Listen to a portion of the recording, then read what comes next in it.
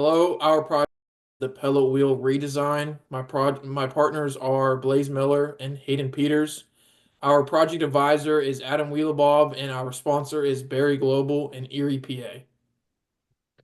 So Berry Global's current need is to redesign their pellet wheel to reduce challenges they experience during operation and to improve the overall efficiency. Some of the current problems associated with the pellet wheel is that it's currently between 40 and 60 pounds depending upon the model.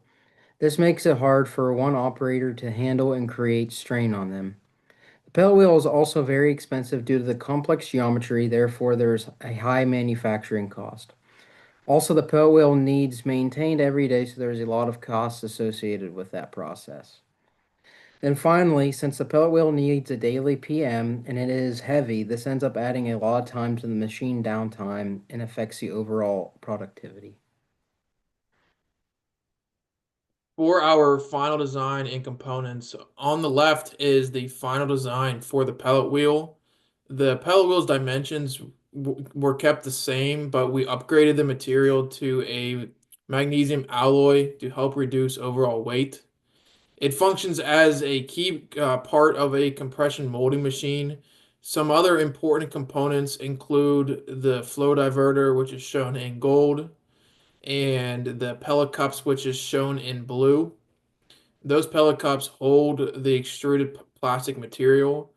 The red pellet wheel shown collects the extruded plastic from the extruder and rotates until compressed air ejects the pellet into the molding cavity where it is shaped into the final cap form.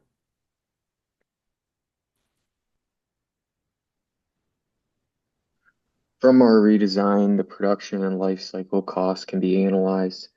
The cost of the magnesium alloy is $2,500.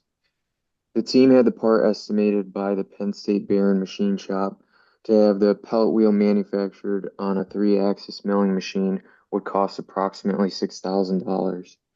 To estimate the annual maintenance of the pellet wheel, some constraints have to be applied.